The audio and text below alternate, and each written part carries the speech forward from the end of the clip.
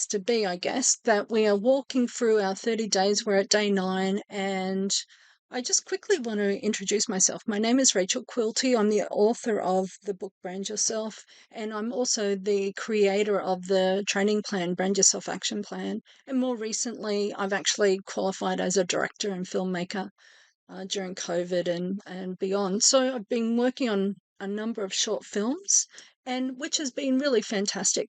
It's given me a greater skill set around what I was previously doing, which is taping interviews and recording interviews and creating sales videos and show reels for clients as well. So let's dive into it. Action step number 9: deploy your personal brand message. Visibility is more important than ability. It's an unusual thing to say, but it certainly is. They say image is worth a ton of performance. In a competitive, fast-moving global economy, you must be noticed in order to succeed. When working remotely, your visibility will decrease. Although, obviously, we have social media platforms which can enable you to increase your visibility. Ensuring that you're communicating your value with every email, every social media post, every phone call becomes really vital, especially in this remote kind of hybrid experience that we're having, where often we are online and often we are not fully, like, we're not attending a workplace, so we're not wearing our professional outfits. And we've all seen some of the bloopers from COVID, what people got up to. So really, it's about tightening up our message. I think we went through a very kind of informal manner, and we're kind of swinging to the other side now. The pendulum will swing full, but we need to encompass the full spectrum and kind of get to a place where we're operating from a more professional level. So, your brand message: almost 80% of all sales are made after the 5th contact. Now, I think that's actually it is a statistic, but it's actually more likely to be between 11 and 20 contact points. And if you're looking at thinking with Google, which I really love to use, if you look at customer touch points and conversions in your sales funnel and how you might convert ultimately a sale, they're literally the evidence that they're suggesting is that you almost need 400 kind of glimpses of your brand before you can actually make a sale and convert, whether it be a follower or a like or somebody joining your movement, whatever the case may be. And so that's kind of getting to that tipping point where you've exposed your brand sufficiently enough that you can start generating those conversions. You can start having people opt in, you start having people follow you. And when we think about brand messages and communicating your brand, often people will have a very short campaign. It'll be a one-off sale. It won't be consistent. It won't be a constant flow of positive information about your brand. So crafting your brand message, crafting your communication plan is so vital. It's so important that you really think about it as being long term, and you think about it as, what's the end goal? And you think about, well, where do I enter this platform, and what am I going to be engaged in? And so often it's really important that you create these customer touch points. Thinking with Google, it's suggesting that we need to have around 400 glimpses of your brand before people will actually connect and engage and convert and follow. So think about that. One of the 100%, wait a minute, of the 100%,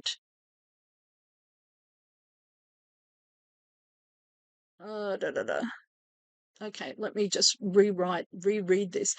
Of the 100% of businesses, they will make the first touch point or the first point of contact. 40% will make the third, and 25% will make the fourth, and 10% will make the fifth.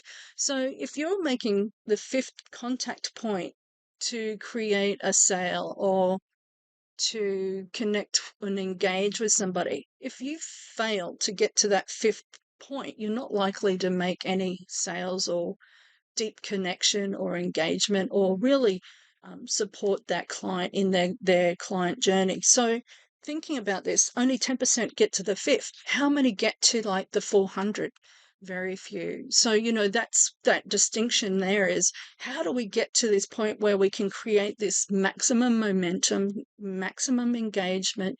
And really, it is one of those things where it is creating a tsunami, it is creating a wave where we really are building it. And it takes time. It's one of those things where if you've ever read Malcolm Gladwell's book Outlier, you'll recognize that he basically states, after researching the Beatles and Microsoft and Bill Gates, obviously, he's basically made the point that these people have put in the 10 years worth of 10,000 hours study or experience or work to actually become recognized and have the skill set to become iconic in their field.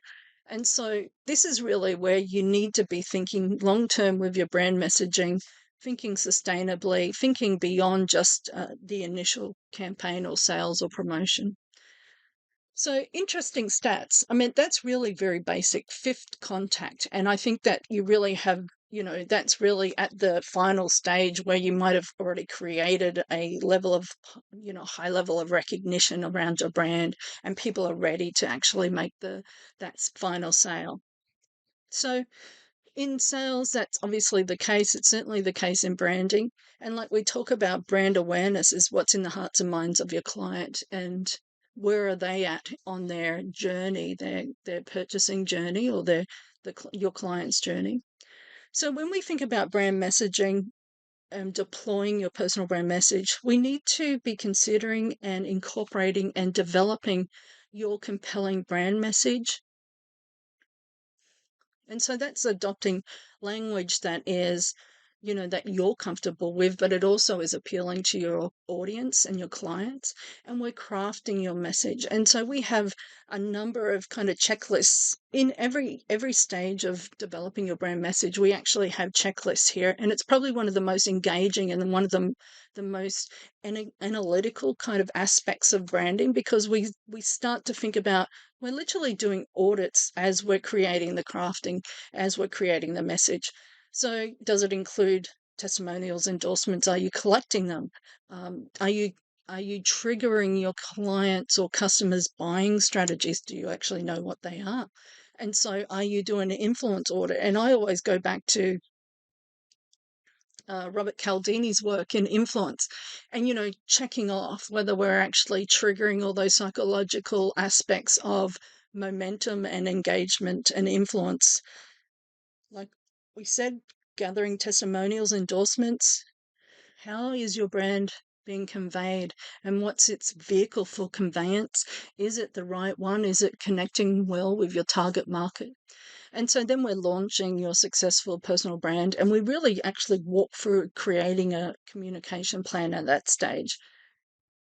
So you can see that just creating a brand message isn't as simple and that's without looking at your sales scripting and looking at all those really key points around headlines, dot points, benefits. Are you providing a solution? So we talk about that as well. So all that sales messaging and script writing that you need to be thinking about, your journey, your hero's journey, and how you're providing a solution, or how you're aggravating a pain insofar as providing a solution to that pain that you may have just touched a nerve with in some of your marketing. So that goes to the idea of we're either supporting and engaging people where we're meeting their desires, or we're supporting them and providing a solution in their pain. And so our messages are crafted around that as well. And so, as Pablo Picasso said, action is the foundation key of all success, and it certainly is. One of the most important things that we can start talking about is developing a very clear personal brand value proposition. And that is really one of those kind of singular, most important strategic processes in which we can engage in as a brand, which is really understanding what value you bring and what your value proposition is, and making it a very clear statement of the tangible results that a customer can get when they're using your products and services. And so we do spend a little bit of time on that. Um, I talk about personal branding as a prerequisite for success, and it is literally capturing the essence of a value proposition. When we're looking at your brand and your brand messaging, we're also looking at the subliminal impressions and the components of those impressions. We look at stereotypical thinking and how we might be being judged or recognized stereotypically or within a cultural norm. So when we're looking at subliminal impressions, we're thinking about your credibility, your likability, your personal attractiveness, your confidence. And we're, ultimately looking at what is your brand saying about you? Your brand is a reflection of what you're capable of. And so, what is your brand telling people that you are capable of? And so, when I'm thinking about my branding, I'm thinking about, the people that I want to connect with and their level of professionalism and how I'm going to fall out of regard or fall into rapport with people that are more like myself. And so we like people who are like ourselves. So professional, productive, considering performance, considering profession, have a strong work ethic. Those are the kind of people that I like to surround myself with. And so my branding is tailored to those type of people. And I've talked about the products that I've created, the blueprint, which is one of the consultations that we charge clients for, and we actually made it available to all of our students and clients because we wanted it to be a prerequisite for all of our studies, because we want people to actually engage in our content, engage in our training, so they understand what type of training we bring to the table. They know that we're talking about education. We talk about the why as well as the how to. And so sometimes people only get to the how to, and it lacks the substance and sustainability as to why you're doing it ultimately. Um, Obviously, I've created this management system and the action plan within our training program, and obviously I've captured some of that in the book Brand Yourself. And it's really nice, actually. I just found this today that I've just been put in the Australian National Library of Australia. So I've been put in the catalogue. I've been in Singapore's for like nearly a decade, but finally I'm in Australian, so that's good. And obviously I'll be knocking on the US catalogue library as well shortly. Anyway, what I'll do is, one of the things that I kind of wanted to represent here with these images is just how important a visual is. And so, you know, I always use a concept kind of image with with my main products. And so they're saying something about this product. I don't have to say anything. The image does it for me. So it's kind of looking at and doing an audit of, our colors, our white spaces, our images. And, I also use purposely, I disassociate people from the image as well. So I don't want that to actually consume or overwhelm the product. I want it to be kind of subliminally there, giving an impression or a message without being ultimately what you notice. And that's kind of relying on that Coco Chanel quote where she says, if you are impeccably dressed, you notice the woman. Which means if you're not, then people are distracted and they lose sight of what you're saying and lose your message. So you need to be very clear. Your communication needs to be so polished that it doesn't create a distraction, but it's sufficiently unique and interesting that it does capture the attention of people as well. Okay, people, I'm going to head off and finish for the day. I want you to head over to brandyourselfblueprint.com, grab a copy of the resources there, the workbook and the work journal, complete the work journal.